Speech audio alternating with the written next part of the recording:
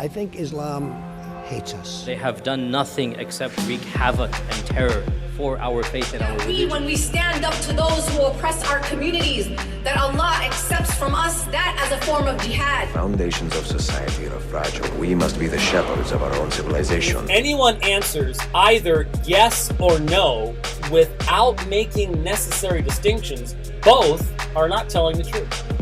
They're lying. Father, we pray that your word will become a hammer that breaks rocks into pieces. That you will raise up in this nation pulpits and prophets that will call the nation back to repentance. Will you distance yourself from those who think differently, or will you join us at the table and talk about what is really important? This is the Al-Ma'idah initiative, conversation without compromise. So, can I ask you something? What really made you want to have a podcast about Palestine? Well, so basically, the podcast that I run, the Al-Ma'idah Initiative podcast, we want to talk about issues regarding Christianity, Islam, worldview, culture, and politics. And you really cannot talk about modern Middle Eastern or world politics without talking about Israel and Palestine. And yeah, true. And I feel like if this is something we just avoid, then we're avoiding a really, really important part of the conversation.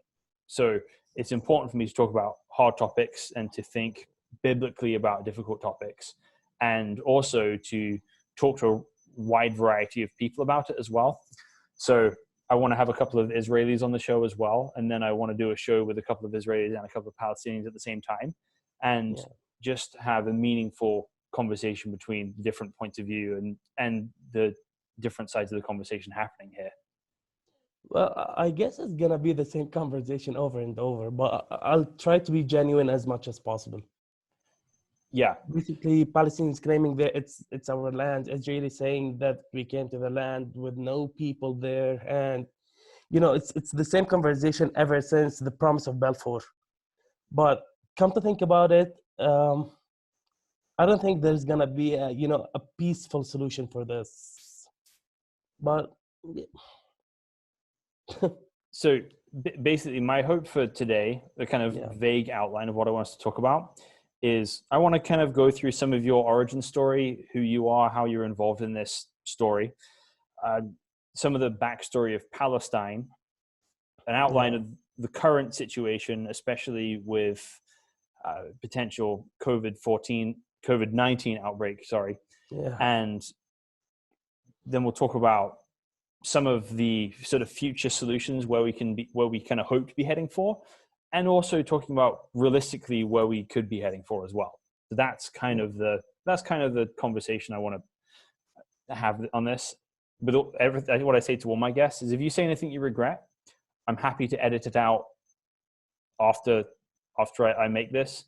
No, it's okay. I don't think you're gonna need to edit anything. I don't usually regret the things I say, so I'm gonna save you a long way in working and editing this video. So we can start right now. Like, do you want to ask me questions then I answer them, or? You do that, and then feel free to ask me questions as well, and go back and forth, or push back against anything I say. I might push back against something you say. The idea is to have an honest, friendly conversation here. Yeah, of course. So tell me your story. Okay, so basically I come from a family where my father is a Palestinian of Turkish origins and my mother is Palestinian from Nablus. So my father was raised in Palestine, also in Nablus as well. He lived till he was 18 years old.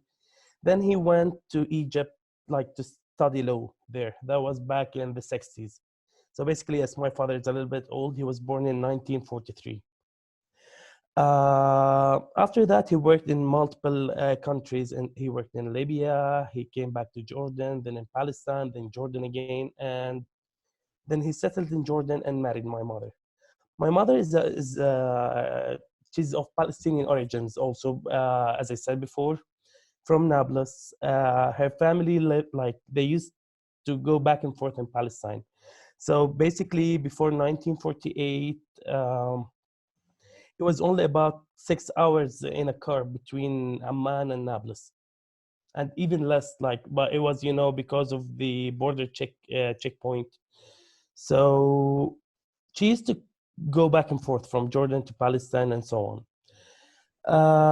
They got married back in the 80s, gave birth to,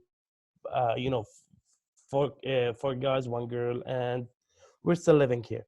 But thanks to my father's family, who are still in Palestine till today, I have something, we call it the yellow card. The yellow card is something that makes me have the Jordanian passport, with a national ID, but I also have the Palestinian ID, which is, the green ID of the Palestinian territory. What do they call it?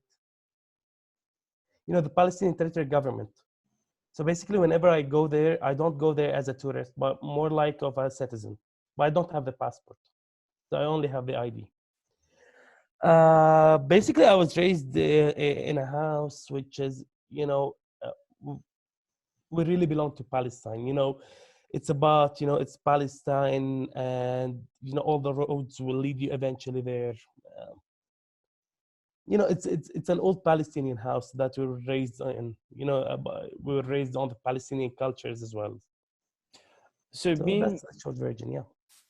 So being Palestinian in Jordan, would you say that's one of the easier countries to be Palestinian in, or do you still feel like you don't quite fit into the mainstream Jordanian culture? Well, come to think about it, it's never easy to be a Palestinian person in in another country. Like especially in Jordan, many political situations happened here back in the past century, which caused an uproar. Also, how to say it? There's always gonna be some kind of racism, but after the after the year 2000, things they are getting a little bit better. See, I mean, Palestinians and Jordanians used to hate each other, like they really hated each other. But the new generation right now, no, is actually understanding things in a better way than the older generation. They do understand that whatever happened back in the 70s and the 60s, it's not happening right now. So why should we hate each other? Still, you can still find some people who do not believe in that. You can still people who are still hating Palestinians for no reason. And it's vice versa as well. Yeah. Yeah, I want to get into that. So, but first, let's talk about a little bit of the history of Palestine. Of Palestine, yeah. So, what in your mind, what point in history does Palestinian history really start and get going? Actually, come to think about it, Palestine has the oldest city in the world. It is Jericho. It was built like about 10,000 years ago, in the year 8000 BC, I guess. After that, we're talking about many civilizations that came and gone on Palestine, okay? But if we're talking about actual Palestinians, the descendant, the people that are descendant, okay, I totally got lost in words. I'm sorry. So basically, the people that the current people are descendant from, that was about, I don't know, maybe 600 or 700 years ago. Okay, basically, even before the time of the Ottomans, before the Muslims had Palestine in their hands, it was under the Romans. But then Umar ibn al-Khattab came. He gave them like a certificate that no one is gonna kill you, no one is gonna harm you, or destroy your churches. After that, it's many. It's between the Crusades, the Ayyubians, the Maluks, and up until the Ottomans. So you really can't say an exact. It's all an approximation from me. It's about 600 or 700 years ago. But if we're talking about the Arabic presence, that was more than 5,000 years ago. The Canaanists, they were Arabs, and these were the first people to ever settle in Palestine. So there's several layers to this, right? You've got this sort of ancient cultural heritage. You've got the Arab waves that come with the Islamic expansion. then you've kind of got the decentralization of the caliphate. You've got the Ottoman Empire, then the breakdown of the Ottoman Empire into these sort of slightly arbitrary nation states, kind of cut up by lines by the European powers. Yeah, exactly. You can't exactly tell when were the Arabs, finally settling in Palestine. But you can tell that the first people to ever settle in Palestine in history were Arabs. The Canaanists. They were called the Canaanists. Even before Moses came to Palestine, they were there. So there's kind of a few things, right? And however far we want to go back into ancient history, after the Balfour Declaration and then some things in that era, then you have a huge upheaval of people. Can you tell me something about that? I'm sorry, I didn't quite catch that. Could you please repeat? So you have the Balfour Declaration, right? Yeah. The land of modern day sort of Israel and Palestine is partitioned by the United Nations in 1948. And then tell me what happens to the Palestinian people from there. Well, starting from 1948, I don't know whether you know this or not, but the Palestinians didn't really agree about the the division of Palestine between the Israeli and the Palestinians. In 1948, Ben Gurion, he declared the state, the raising of the state of Israel. And, only about 5 minutes later, the United States, I don't know what they call it, they stood by them. And then they started attacking, the Palestinians at that time. Syria, Lebanon, Jordan, and Egypt, all of them mobilized their armies to go and defend Palestine. But that was really a little bit late. I mean, the Israelis were starting their ethnic cleansing even before 1948. And even after 1948, they were driving Palestinians outside their houses. They drove them north to Lebanon and Syria. They drove them to the east to Jordan, and also to Egypt, back in the in the south.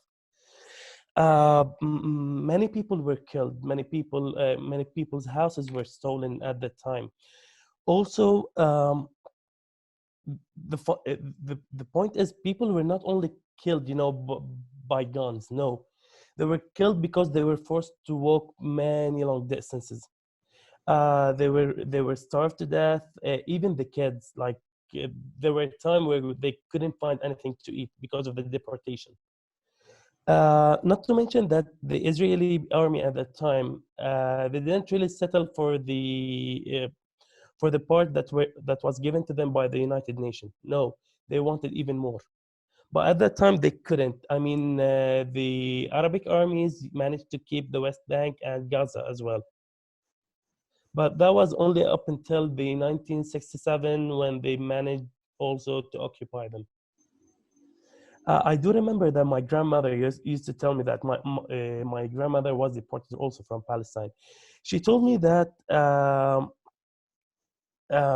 when the Arabic armies came, they told them, just take the things you need for now. It's only a couple of days, then you're gonna go back. She died in 2007, and I do remember her last words were like, but we never got back. She still had the key of her house. The key of her house in Palestine. She still had that key up until the day she died. What else I can tell you about it? So just to clarify that. So for your grandmother leaving, that she's asked to move as part of a Arab army military operation, and then that does not go well, and then she's just stuck in limbo indefinitely. Actually, not really. I'm sorry if I wasn't clear. So basically, the Arabic armies came to Palestine. They told the people, you either stay and die, or you can come with us. We'll take you somewhere else. It's just a couple of days until we take Palestine back. from the, the Israeli army. But in 1948 they lost the war. They couldn't let the Palestinian go back, and she stayed in Jordan. Back then, she stayed in a refugees camp. It was actually made of tents only.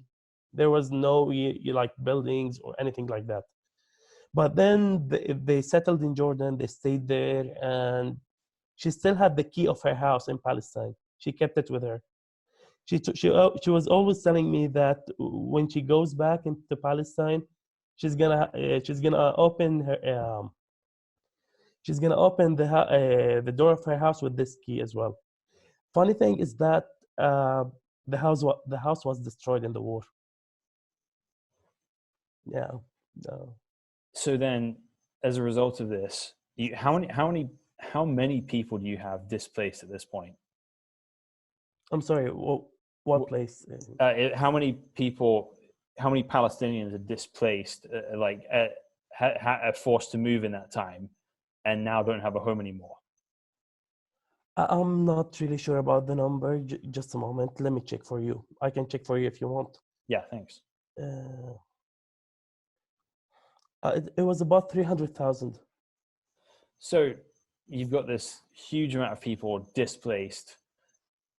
The other armies don't deliver on their promises, and then how are those people received by the other countries around them? Like, what was it like for Palestinians who went from living in Palestine to living in, say, Saudi Arabia, Iraq, Jordan, Egypt?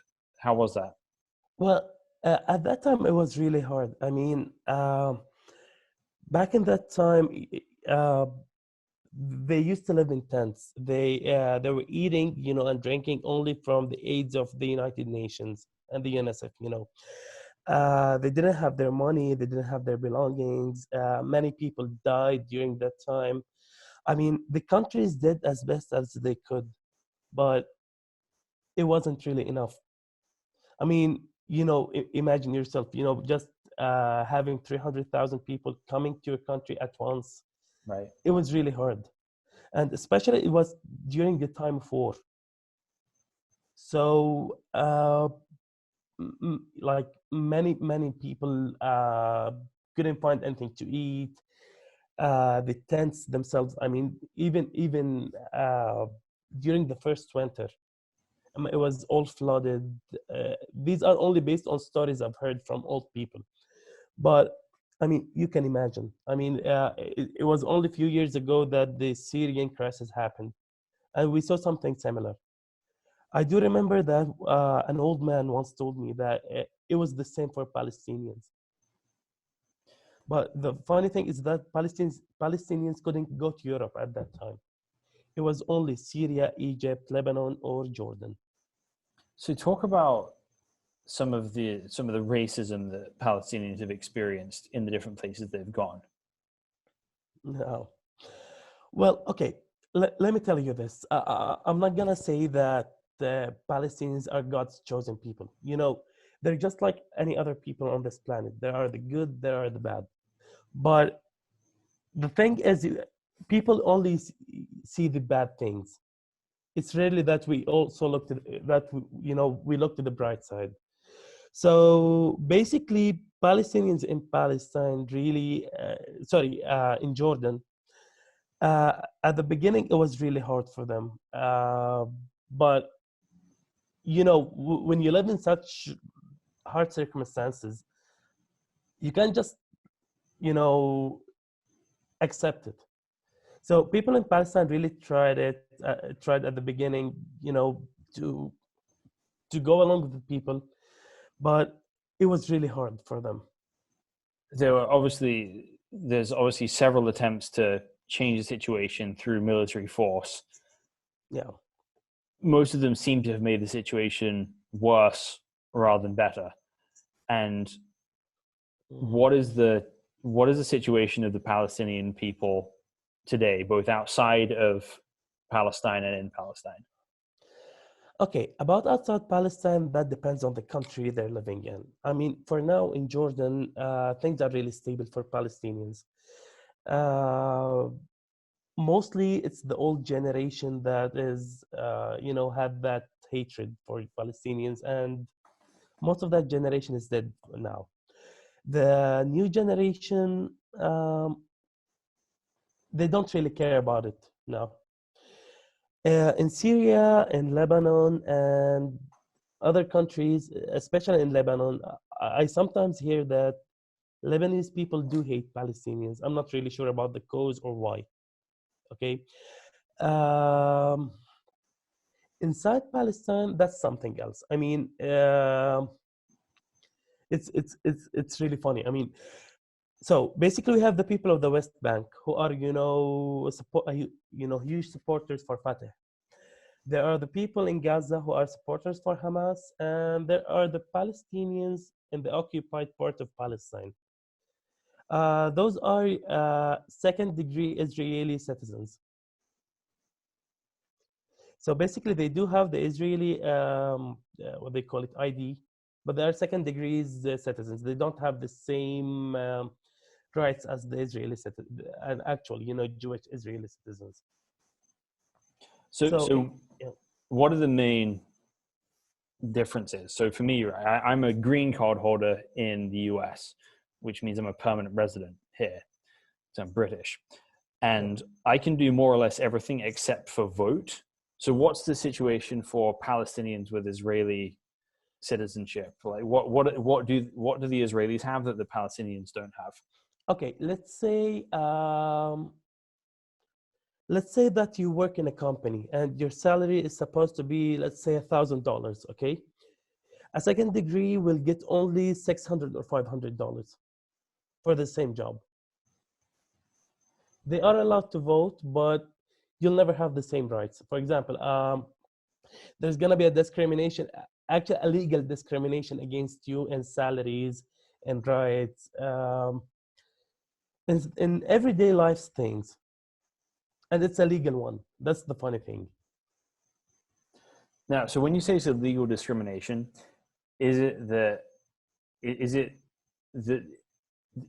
you saying that the law literally says that Palestinians must make less, or is it that companies pay them less and the law does not protect them? Actually, it is the second thing. The law will never protect them in this thing. So between a Jewish Israeli and a Palestinian Israeli person, no, the law will always side with the Jewish one. So it's not so much on paper the Palestinians have like a bad situation. It's that in the culture, the way people around them treat them, it's not good. And then the law isn't strong enough to protect those rights when they're discriminated against. Exactly. I mean, think about it this way: if the law will never protect them, it doesn't really matter whether it's on paper or not. Also, I'm not only gonna blame the Israeli for this. Even Palestinians do hate them. They consider them as traitors. They call them like other Palestinians always say, you stayed there, that's right. You stayed on your homeland, that's right. But you're holding the citizenship of your enemy. So basically, the Israeli will treat them like something that is less than them, and the Palestinians will never acknowledge them as real Palestinians. See the point? Yeah.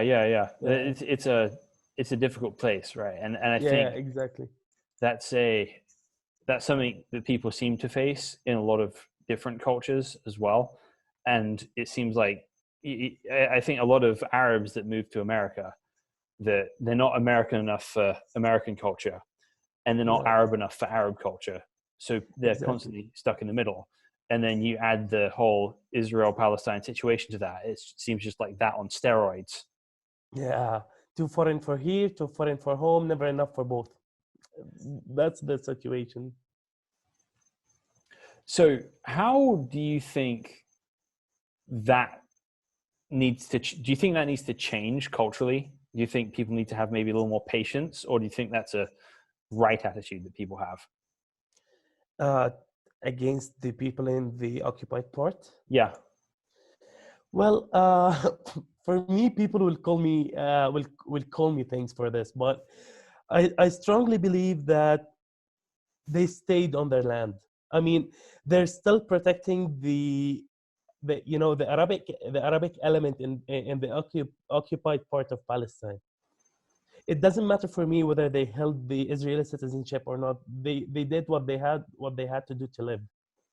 But at least there is still an Arabic presence in Palestine, in Jerusalem, in Jaffa, and Haifa. Um, no, for me, yes, things really do need to change, in this thing.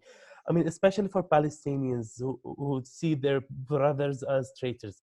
No, they are not traitors, but at least they stayed at the, they stayed on their land. They didn't leave it. So there's obviously lots that's bad for Palestinians in Israel and Palestine right now. Is there anything that you're optimistic about? Uh, I'm not really an optimistic person, but uh, considering that today I've just, I was watching the news and the Israeli government, Netanyahu couldn't really form an actual government, and they're really having a problem with this. I'm really optimistic that they will never be able to. I'm really, yeah, they'll never be able. I'm really optimistic about that. I really hope so. I mean, look, uh, I'm not gonna lie here. I'm not a person who's with peace in this thing. No, I'm totally against peace.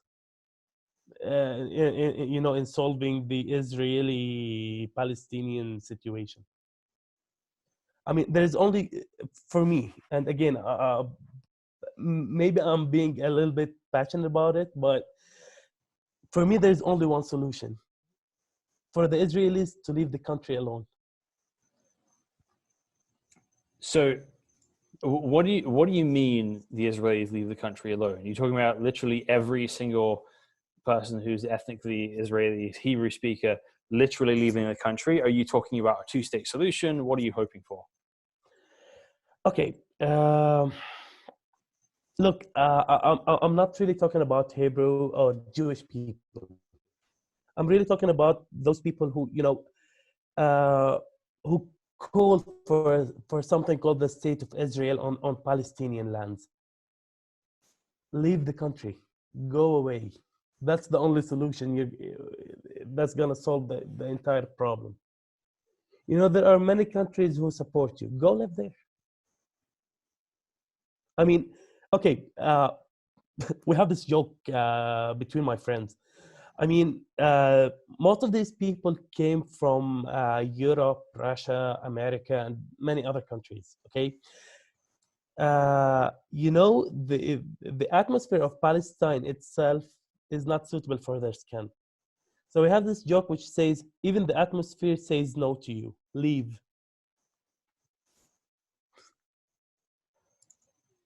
White skin is not really suitable in hot atmosphere. So I do suffer this as well. So basically, it's not only for Hebrew speakers. No, it's more of for those who believe that the state of Israel has the right to exist on Palestinian lands. No, it doesn't. Leave the country. If you want to have peace in the Middle East, if you want to have peace in your lives, that's the only way. I know it's not really realistic at this time. I mean, the state of Israel has been here since, I don't know, 1948. But eventually there's gonna be a war, and I guess everyone by now knows that there's gonna be a war. So it's either us or them.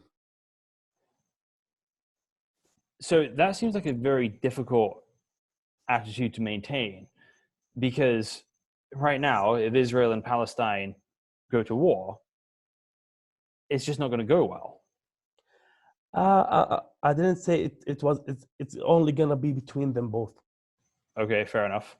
Yeah, it's gonna be a world war, but it's gonna involve them. I don't think it's gonna be I don't think the end of this situation, between Israeli and Palestinians is going to end without a war. So I guess when I hear that, you're playing a very specific game when you say that, right? Because there's a certain extent that there's a saying in the Bible that says, when you live by the sword, you die by the sword. You die by the sword, yeah. And when you're kind of maintaining a victory or death kind of mentality, it seems like there's nowhere really to go after that, right? It's difficult to then say, well, look at this injustice that's been done. Because if it's down to a war and the result is what you don't like, it just kind of is what it is. Okay. I once read something in a novel. The novel is called The Time of the White Horses. The main character said, I don't fight so I can win. No, I fight so I don't lose my right. Look, it's not only that Palestinians hate the Israeli people. No, the Israeli people also do hate Palestinians. I mean, if you hear what the Israeli politicians say, they always call for ethnic cleansing against Palestinians. Many massacres happened like from 1948 and up until now. So I guess it's a mutual thinking between Palestinians and Israeli that things are gonna end only after a war, but nobody actually says it. They're gonna call, we call for peace and blah blah blah. No, you call for peace and you kill 100 people. That's really crazy. I mean, nobody calls for peace and then kills people or arrest them for no reason. Right. So if things, and again, that's only a personal opinion for me. If things are going to end, there's going to be a war. So I guess the question becomes then, I mean, and I honestly, I really appreciate the honesty of that position, because I think you're saying what a lot of people are thinking. Yeah. But it's almost, to me, when I, as an outsider, seeing all this happen, I look at Israel and Palestine as almost sort of two kids on a playground that keep getting into fights with each other, and the teacher's always trying to break them up. But the people's hearts are not in the peace. There's kind of unfinished business that people want to deal with, and no amount of external intervention seems to be able to do anything unless the actual conflict is allowed to conclude. Well, what was really the actual conflict? If you think about it, it was the Israelis taking the land of the Palestinians. So basically, based on your metaphor, the teacher is trying to break off, a fight between two kids, because the first kid stole the toy of the other kid. Basically, you're not giving the owner of the toy his toy back, and you're asking him to make peace with the one who stole his toy. That's not really fair. I mean, some Israelis will come say, it was an empty land. It's their original story. It was an empty land that God promised us with. God did really fulfill his promise 3,000 years ago. He doesn't promise twice. That's number one. Number two, how to say, it wasn't an empty land. People used to live there. I mean, there are many evidences. I mean, okay, I do remember back in 2012, we did this, a gallery of photos. It was called ماذا لو بقينا? What if we stayed? It was an initiative, an Armenian photographer called Ilya Kahvejyan. We were in contact with his granddaughter, and we managed to get 100 photos that were taken by him for Palestine before 1948. So the Israelis say that before 1948 there was no Palestine, no Palestinian people. But these 100 photos say, something else. There was a culture, there was traditional dances, there was traditional dresses, there was an entire community alive in Palestine. So for them just to come and say, yeah, it was a land with no people on it. Come on. That was a big fat lie. Right. There's clearly a pre-existing culture and people who've legitimately been displaced here. And denying that does not further the conversation at all. Yeah. So, I mean, even come to think about it, we all know the story of Theodor Herzl when he went to Sultan Abdulhamid Thani, Abdulhamid II, when he wanted to buy Palestine from him. That was the time when the Ottoman Empire was in dire need for money. So Theodor Herzl came to him and he was like, I'm ready to buy Palestine from you. So Sultan Abdulhamid said, it's not mine to give you. If you want it, kill all the people on it, then have it. It was about, it was more about, the Sultan Abdulhamid telling him, the people of Palestine will never give you their land without a fight. Actually, it is a known story. I don't know if you heard about it or not. No, I haven't heard that story. No. So basically, Theodor Herzl at that time, I guess he told the Sultan Abdulhamid that one day we're going to have it, one way or another. But, I mean, to think about it, like he wanted to buy it.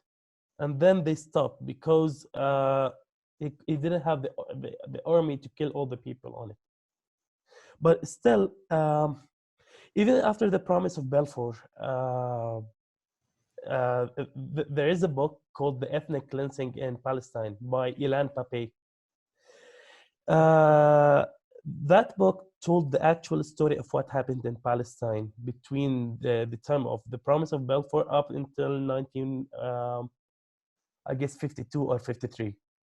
It told you about every single story, every single massacre, ethnic cleansing that the Israelis did to Palestinians. There was even a project called the Flamethrower. They wanted to make and unleash flamethrowers on Palestinians. And all the documents were taken from the Argan archive and the Haganah archive. I mean, when you read about it, it is really crazy. They didn't want, to send Palestinians out of their lands. No, they wanted to wipe out the entire ethnicity so that they can back up their story that there were no Palestinians on Palestine. So you've got all these things that happen, right? And then you've now got a position where Israel is in this enormous military advantage. Sure. And you're saying that ideally what needs to happen is that all the Israelis just leave somehow, probably through a war. That's the vanilla solution. I told you, if they want to end it once and for all, that's if you don't want war, how to say it? If you want to end it once and for all, the problem itself, yeah, just make them leave. That's the easiest way, but it's never going to happen. We never settle for the easy way. It's never going to happen, especially after, just like you said, they're in their military supremacy, and they're just not going to leave. They do believe in, they strongly believe that God promised them this land. And with all their might and their power, they're not going to leave it. So that brings me to a really interesting question, because the religious aspect of this, right? So from my interaction with Israelis, most of them are not super religious. Yeah, exactly. It's just, but there's obviously this Jewish heritage that talks into these things. So personally for you, I'm guessing you're a Muslim? Yeah, I am. So how do you, as far as your religion goes, how do you kind of explain the why of what's happened to Palestine, and what do you think God's doing in that? It's not really God's doing. It's more of our doing. I'm not really a person who would blame God for anything. God gave us the freedom of choice. He gave us minds, and we went out and destroyed everything around us. Islam says that one day Palestine will go Muslims will rule Palestine again. Okay, but it's not only about that. What happened here? It was more of, how to say it. We didn't pay attention. We were just seeing the Israeli people settling in Palestine as as how to say it, as merchants and traders. We didn't pay attention. They were actually building a community there. That was 60 or 70 years ago. Later on, when they had the power, we couldn't stop them because we didn't pay attention of what were they doing. What else? So basically, in short, it's not God's doing, but God also promised us that it's gonna be, Muslims are gonna rule Palestine again. But how to say it? It's not really a land for one religion. No, it's a land for all religions. So that's why I don't want to say that Muslims are gonna rule it. I prefer to say that Palestine will be for Palestinians again. But that's not gonna happen today. That's not gonna happen tomorrow. That's gonna happen when we learn. I do like this. I do like to say this. When we learn how to stand, in a queue. When we learn how to take care of each other. At that time, yes, we will be able to take Palestine back, because we will be, yeah. So you're kind of hoping for a unified Muslim world to be able to take Palestine back for the Palestinians. More of a unified Arab world. Arabs are not only, Arabs are not only Muslims. There are there are Jews, there are Christians, and even atheists. Okay, it's just I really want to see a unified, Arab army, or it's not an army actually. A unified Arabic countries. I really want to. I really want to have this. I used to remember that my grandfather used to tell me, we used to have breakfast in Nablus, lunch in Amman, and dinner in Damascus. And that was actually, that used to happen like around 100 years ago. I really want to see that. Like when when the Arabs learn how to take care of each other, how to fear for each other. Yeah, that's the day when we will be able to take Palestine back. So you're not necessarily hoping for like a Khalifa, more of a sort of... No. For me, as a human being, I'm totally against that. I don't like a religious ruling. Yeah. Okay. So more of a kind of like a European Union type of thing, where you've got the independent nations that are friends, that are trading with each other, that are cooperating with each other. Yeah, exactly. Even if we can take, the Russian experience, a federation. Yeah. That's really a good thing. I mean, each country has its own policy, but they're all under one country. So how do you feel about, so in America, there's massive evangelical Christian support for Israel. What do you think about that? Well, the thing about Americans is that they are politically illiterate. Like everyone knows that, and even like my American friends, I always tell them this: you need to see the thing from more than one point of view. You need to see multiple points of view. you only hear about Israeli people and they're being killed by Palestinians, but it's your media. You know, I always blame the media in the West. I mean, okay, look, I've had this problem, like whenever I travel, there's always that person who calls me a terrorist whenever they hear I'm from Jordan. Okay, so I'm always between two, how to say, two choices. I either educate them and it's not gonna work. I've seen that multiple times, or make fun of that situation. So they're calling me a terrorist, for example, okay, and I say, okay, your house is next, for example, okay. So they just panic, and I see them the next day, and I was like, your house is still standing, right? That's how they get my point. So I sometimes try to talk to talk some sense into my American friends, some lessons, some don't. Still, as long as they don't show that they're pro-Israel in front of me, we're cool. I think I've I grew up pretty much uncritically pro-Israel. Yeah. Right. It's kind of what I was, that's kind of the mindset I grew up in. Yeah. And I'm not by no means a card-carrying Palestinian either at this point, but there's a lot more nuance to the situation than I really thought about when I was younger. And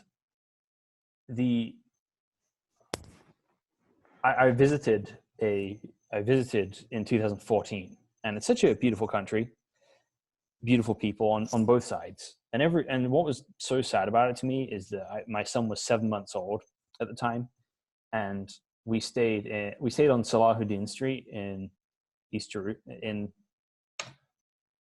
I think East Jerusalem, and we were in a Palestinian area, and everyone was so nice to us. Everyone was so kind and hospitable and treated us like humans, and everybody loved our 7-month-old baby. And when we went to Israeli areas, they do the same. Yet somewhere that they wouldn't do that for each other. I mean, and some people would, right? Yeah. But there's something that's missing there. How to say it? Okay.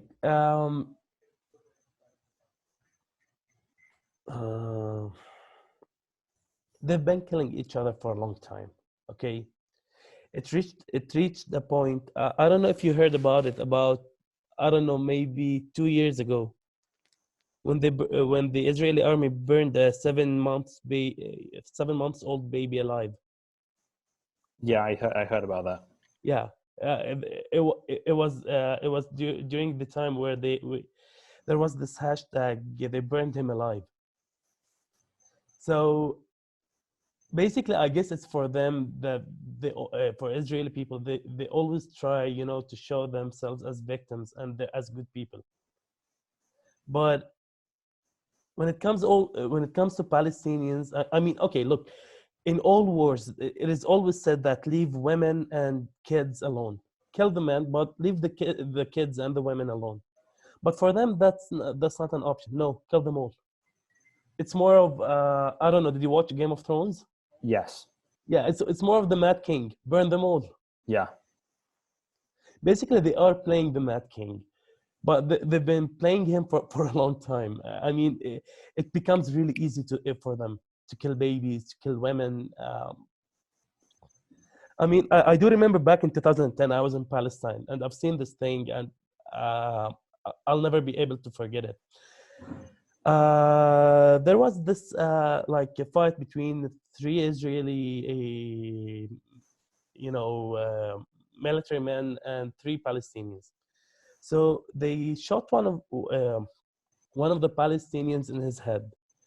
He's dead now. So his other friends ran away, and then the 3 Israelis came. They kept shooting his body until they torn it apart. You know, that happened about, it was only like 4 meters away from me, and I lost my mind. It's a dead body, and still they showed no respect. So basically, when they deal with other nationalities, that's what I'm saying. I mean, when they deal with other nationalities, they just want to show themselves as victims, as good people in front of the world, just to tell them that the Palestinians are the bad people. Well, I think there's something very poisonous about that. And I think that you see it in pretty much, find me any evil empire in history, and at one point, they have been the victims of something. I'm sorry? So if you look at any evil empire in history, right? You look at the Soviet Union, you look at Nazi Germany, you look at ancient Rome, all of them at some point have been the victim of something. Ooh. And when you're in this victim mentality, it's really easy to think, okay, I'm the victim, I've been wronged, and whatever I do to justify, to make sure I survive is justified. And you continue that on, right? So when I look at the situation, and everything you're saying is awful, and on probably a smaller scale, but those things have happened in the other direction as well. Because when bad things happen to you, just as an individual, you then start using those to justify your own bad behavior as well. And while everyone keeps doing that, there's never any solutions to it.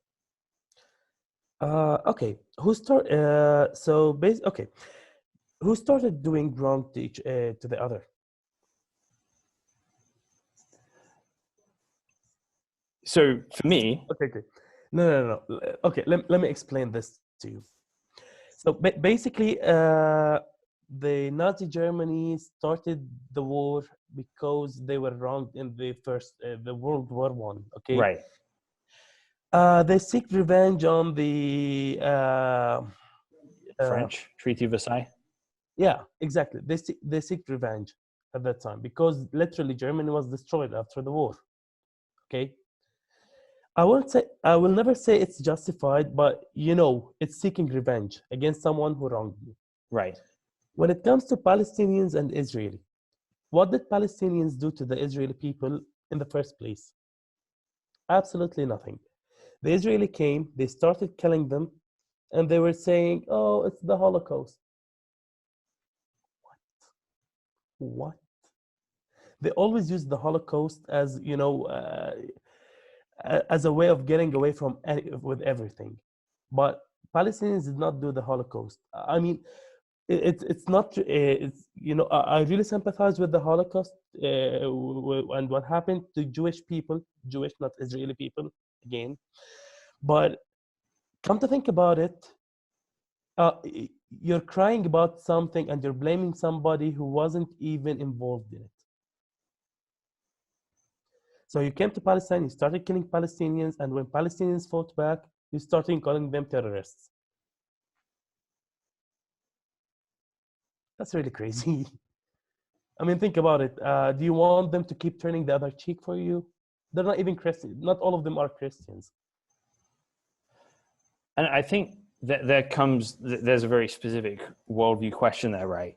Is that one thing I find really fascinating about this is if you look what's happening to the Palestinians right now, it is very similar to what was happening to the Jewish people under the Romans in Jesus's time. Yeah, exactly. Exactly. So basically, what you're reading the Bible, then you're applying everything on it on Palestinians. I don't think that Jesus, wanted that. I mean, after all, Jesus was actually Palestinian. He was born in Palestine.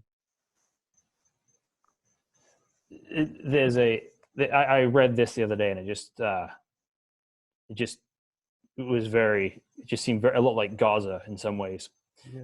It's in the Gospel of Luke, it says, and when he drew near and saw the city, he wept over it, saying, would that you, even you, had known on this day the things that make for peace, but now they are hidden from your eyes. For the days will come upon you when your enemies will set up a barricade around you and surround you and hem you in on every side and tear you down to the ground, you and your children within you, and they will not leave one stone upon another in you, because you did not know the time of your visitation. Whoa. Right? It's like, Whoa. Where did you read that? Can I ask you this? yeah, this is the Gospel of Luke. So it's Luke chapter 19, verse 41. Oh. It's just there's this huge calamity coming, and no one can really stop it, because the things that actually solve the situation are just a mystery to everybody, and it just keeps getting worse. Well, think about it this way. It's only gonna get worse and worse and worse until there, that point of no return when everything just.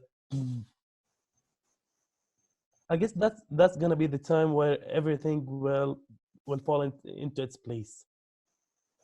Right. And that's part of the difficulty, is that you have a lot of different worldviews competing here that are kind of all opposed to each other in some ways, right? So the modern Jewish idea of what's happening with the state of Israel is a very different idea than the Islamic view, or even the sort of secular worldview, which you have some Israelis believing in, you have some Americans believing in, a lot of Europeans believing in, but they don't really understand the roots of the conflict. And then the Christian solution is a different thing entirely to all that as well. Well, yeah. Okay, let me ask you this. So basically, everyone will try to solve this problem. The last solution was proposed by Donald Trump. After the what was it called? When President Trump, when he said that he's gonna solve the Palestinian-Israeli problem, when they wanted, to keep all the Palestinians in the other countries there.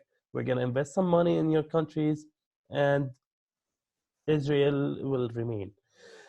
I guess that's going to cause a huge problem right now. Like 4 years from now, that's going to cause a really huge problem. The Israelis will do as they did back in 1948. They're going to say, okay, the Palestinians do not want it, then we're not obligated by any law in this world. We're gonna attack them all. We're gonna kill them all. We're gonna take the countries. I mean, even in their religion, it is said that if you break, the laws of others are not binding for you. I've read a lot about the Jewish. I've read the Talmud itself. The laws of the Gwem, or the humans herds. Everyone who's not the Jewish person is called Gwem. Mm-hmm. Our laws are not binding for them. So basically, if we say no to something, it doesn't matter to them. They're gonna do whatever they want. That's interesting, because one of the big issues Jesus has in his lifetime is this tradition versus what the scriptures actually say. And the Israelites are obliged to keep their words to foreigners living in their lands. No, not really. Yeah, I'll show you where. So, are you talking in the Bible or not? In the Bible. Okay. That the Jewish, they don't really believe in New Testament. No. They're only in the Tanakh, right? The Old Testament. Exactly. And they have a book that their rabbis wrote over the centuries. It's called Talmud. Right. They say that the Talmud is somehow an explanation for the Tanakh. It's not really an explanation. It has all of their laws. One of the laws is that they are not bound by any promise they give to a non-Jewish person. I've read it. Yeah, I mean, I believe you, but that's as a Christian, right? Following the example of Jesus, there is a vast difference between the Talmud and what the Torah actually says. Because in Exodus, right, which is a book written by Moses, it says, Exodus 12:49 says, there shall be one law for the native and for the stranger who sojourns among you. So, so having Palestinians with citizenship treated differently than Israelis with citizenship is a violation of the Torah law. Yeah, of course, but you know that they do believe in Talmud more than in Torah, right? Right. Functionally, that's true. Because Actually, it's a funny thing that the Talmud itself is an anti-Christianity book. yes, So basically, if they steal from a non-Jewish person, it's something that they get close to God by. If they kill a non-Jewish person, it is the same. If they, even if they rent their houses to a non-Jewish person, they have to clean it after that. It's by their law. well, yeah. I mean, I think some of that is some ceremonial stuff, because I think the same would be true in at least some schools of Islam, that if you touch a non-Muslim before you make wudu, right, you have to wash again. No. That's not. No. Actually, okay. If you touch a woman and you're on wudu, you have to make it again. If you touch a dog, but nothing about non-Muslim. Okay. No, it's totally fine. Okay, I've heard different things about that. I have a friend who used to live in Indonesia, and they would practice that. And they used to make it a game where he'd try and tag the kids before they made wudu. No, actually, that was a game when we were kids, but it's never true by Islamic laws. Okay. So it's more of a kind of cultural practice that people do rather than. Yeah, exactly. Yeah, so that's kind of, and that's actually a really important thing to realize talking about the Talmud, is that modern Judaism and Christianity really find their formation at about the same time. Because obviously Judaism goes on for a long time, but Christianity symbolizes an ideological divergence. But at the same time, Judaism diverges from its historical course when the Second Temple is destroyed by the Romans. So a religion that's centered around these animal sacrifices and this priesthood and this physical land has to be adapted, because it's now an exile religion that's not based on a certain people and place, right? So a lot of the practices of modern Judaism are in response to that global exile, rather than these hugely ancient practices. They're about the same age as Christianity is in a lot of ways. Actually, you know something? I guess this thing I'm gonna tell you right now, you're really gonna be interested in. There is a book by, I'll send you its name. It was written by a professor called Fayez Maqdisi. May God rest his soul.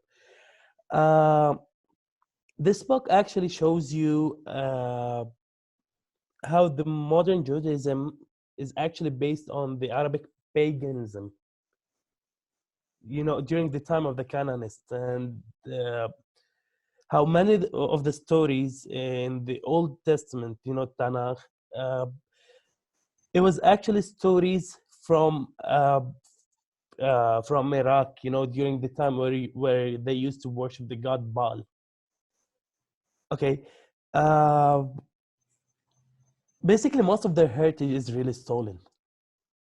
Even the religious, the religious heritage itself, it is stolen. And once you read about it, you'll know. I mean, there are even right now studies that says Jesus himself was not Jewish. They're only studies right now still, but they were actually,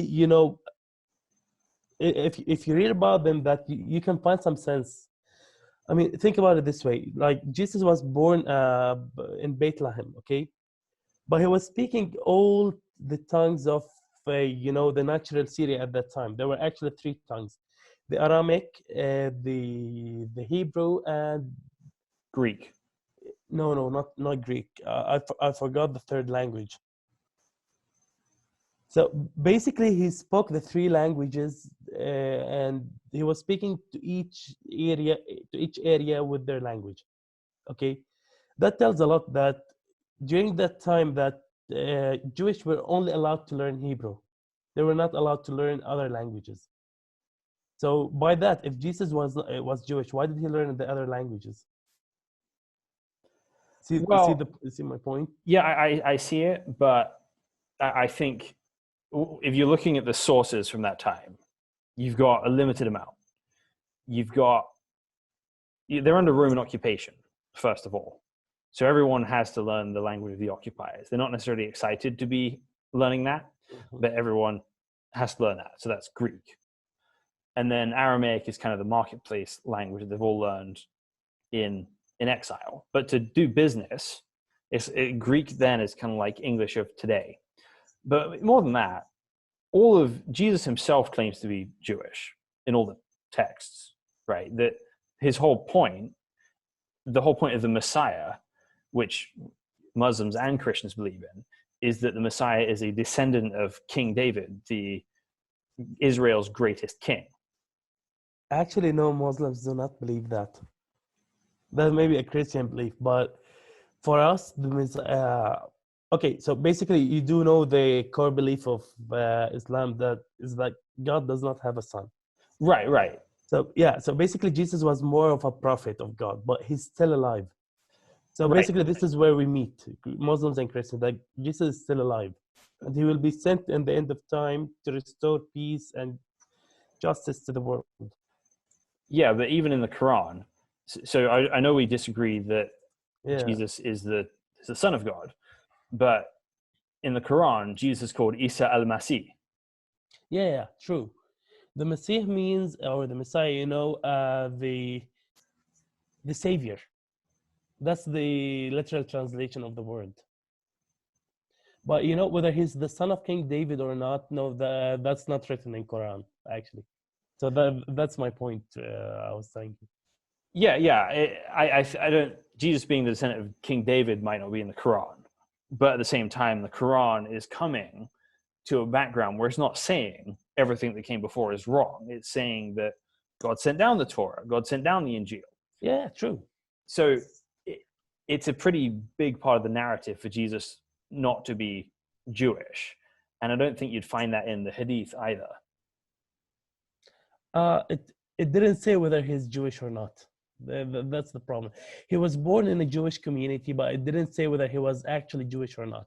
Even the Virgin Mary, she was, she was I wouldn't say a saint. What they call it, a priestess in the temple of God. See my point? Well, who's saying she's a priestess in the temple of God? That's actually written in Quran. Interesting. Yeah, because that seems like a bit of an anachronism. Because first, you would have to be Jewish to be a priest. You'd have to be a Levite specifically, right? Which is one of the specific tribes of Israel, and the priesthood was only a male thing. But you'd have to be Jewish to be able to do any kind of temple service. No, I know. It's just okay. Just to explain it, like whether he was raised as Jewish person or not, that was never mentioned. Okay, yeah. Quran. See my point? Yeah. So let's do this. We've talked a little bit about your sort of hopes and beliefs for the future. Let me share my kind of take on things as an evangelical Christian with you, and then we'll see in what ways we can look out for each other, even if we disagree about things. Yeah. So for me, right, that I believe the Bible says that God chose the nation of Israel, not talking about modern Israel necessarily, right? Yeah. But God chose the nation of Israel, descended from a guy called Jacob, who's the descendant of Abraham. And God said to Abraham, I am going to bless you so that you be a blessing to all the nations of the world. And what that meant is that Israel was there to demonstrate what God is like and what his law is like. And ultimately, the Israelites failed to properly uphold that law. And they were sent into exile multiple times for not upholding that law. But one consistent theme throughout all the Torah, throughout all the prophets, is that there is going to be one leader, an anointed king. That's what Messiah means, Mashiach means, anointed one. There's going to be one anointed king who's going to rule the whole world. Really? And so it starts with a promise to Abraham, and then it's a promise to Jacob, and then it's a promise to Abraham's descendant Judah, which is where the word Jew comes from, right? It comes from Judah. And then you have a king called David, who is from the tribe of Judah. And God promises David, your descendant will sit on the throne for forever. Now, David's house rules Israel for about, I think it's about 600 years. And then they slowly turn to idolatry, and they're sent into exile in Babylon. While Israel's in exile, the role of the Messiah becomes clearer. That it's not just about the nation of Israel and making them a strong political entity, that the Messiah is about saving the world and blessing the whole world from sin. And God is setting up this kingdom on earth, which is going to break into pieces all the kingdoms of men, but bless all the nations of the world. So I, as a Christian, believe that God had a plan for Israel, but that was not to the exclusion of everyone else. That was to be a blessing to the whole world. And Jesus, when Jesus is preaching to the Jews, he's telling them they don't know the things that make for peace. And that ultimately, the way peace is made isn't by us killing another side or wiping out the side or one side winning over another. It's by God himself coming down as a man, laying down his life for people who are disobedient and rebellious, fundamentally broken and evil. And because he's done that for us, we then give ourselves for the benefit of other people. So I believe that this ultimately gets solved not with the Israelis being driven into the sea or leaving the land, or with the Palestinians leaving the land, but with everyone recognizing Jesus is the true Messiah and King of the world.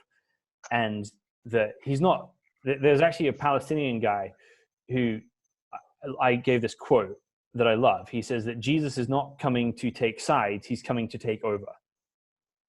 And at that point, it's not about right or wrong. It's about all of us surrendering to God ourselves. Right now, obviously, that's different from what you believe is going to happen and what the secular world is going to happen or what the Israelis believe is going to happen, right? But how do you think I, with a completely different worldview to you, can still care about the Palestinian people and not neglect them? How can I help, or someone who thinks like me help the Palestinians? Well, look, a part of what you believe in as a Christian, we also believe in as Muslims, okay? So let me tell you this. Jews back in the times of Moses were God's chosen. Yes, they were. Actually, God wanted them to be the people who would lead this entire world, you know, and take it from the dark to the light. Right. But during the, you know, the history of the Jewish people, you can see that they strayed from the path of God more than once. God kept giving them chances. We also have something in Quran saying that during the time of Moses, God told him, go and take the land of Palestine. Once you go there, those who were living there will be afraid of you, they will leave. But they told Moses, go and you and your God and fight. We will stay here. And that's when God told them that you're gonna stay in the desert for around 40 years. Okay. Then God gave them another chance and a chance after chance after chance. Actually, they were called the killers of prophets because God sent them many prophets and they kept killing them. There are many stories about, Jews killing prophets during their times. Okay, so I guess we can both agree that God gave them more chances than they deserve. So they come after that, 3,000 years later, and say that God promised us this land. That's crazy for me. Also, let's say that, or it's not actually, let's say that we both agree that Jesus is coming in the end of time, Muslims and Christians, okay? He's gonna come to take over, true, to bring justice and peace, true. But, okay, from Muslim point of view, again, Muslims don't really believe that he's gonna come back as the Son of God. He's more of, actually, the Islamic version of the story is like he's gonna come back, he's gonna kill the Antichrist, and he's gonna be the king. Yeah. Okay, so basically, yes, we can both agree on that he's gonna come back to rule, to be a king. But whether he's coming back as a god or, as a prophet, we can both at least agree that he's coming back, and things are gonna get better when he comes back. Hopefully, he's gonna come back soon. So, from your point of view, how can you help Palestinians? Let's say that, give Palestinians, let's say, a place to talk. Your podcast is a place where Palestinians can come on and talk. That's plenty. Most of the world will never hear the Palestinians. Actually, many people never heard about Palestine before. So by you giving them a voice to talk, you're doing a lot.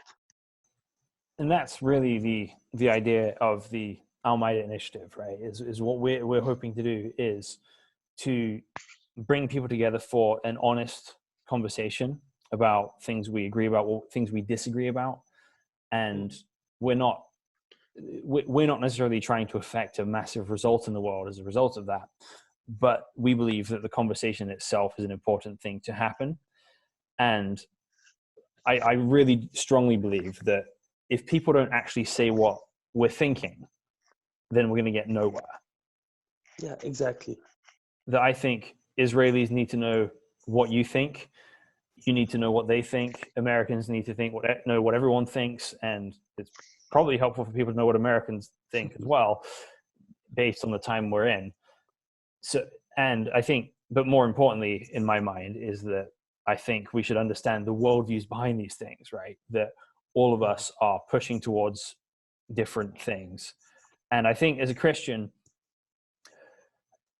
and what I encourage anyone listening to this to think is that whatever you think of the political situation, that Israelis and Palestinians are image bearers of God with dignity, value, and worth. And whichever side you think is right, it doesn't justify atrocities. It doesn't justify suspending law, right? God wants us to live with just weights and measures and even-handed impartiality to people, and to root for truth rather than any one side. True. Look, no one is justifying, what's happening, the killing. But at the time where somebody is about to, to kill you, who's coming here to kill you, you're gonna have to defend yourself sometime. Again, this is just, everything I have said is just, in regard to the Israelis, is just a personal opinion. Other people might have other opinions who are better than mine, and hopefully somebody will find a solution which is better than mine. But for me, a person who lost many members of his family, sorry, I've got an uncle who got, exiled to another country. He couldn't see his mother, before she died. I can't see peace, as a solution for this problem. Maybe because I'm personally involved in this. So that's why, like, maybe someday someone will come and, have a solution better than mine.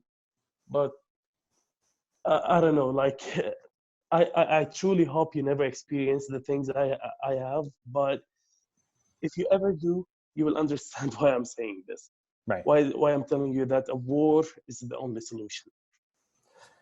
Yeah, and it makes in complete sense to me why you'd think and feel that way. I think that, and what I kind of want to leave you with is that passage in Luke that you read, that I really recommend reading the book of Luke, because it has so much relevance in that, because the audience that Jesus is speaking to has so much in common with the modern Palestinians, right? Crushed under the heel of this very powerful state, which inconsistently applies its laws to one group and another group. And Jesus provides a way through that. And I think you'll gain something if you read it. Now, obviously, as a Muslim, you have to, you've got to make your decisions about what you believe is genuine and what isn't. But with anything we interact with in the world, we have to do that. No, trust me, dude. I'm not really a religious person, although I'm a Muslim. Okay, but trust me, I will read. I've read the Bible before, and I'll read the book of Luke again. I mean, I've just read it, just for the sake of reading it. I really wanted to see what's written inside the Bible, but that was a long time ago. This time I'll read the book of Luke. I promise you that. Okay. Yeah, let me know what you think. Thank you so much for being here. And thank you guys for listening to the Almeida Initiative podcast. We will be back next week with another episode.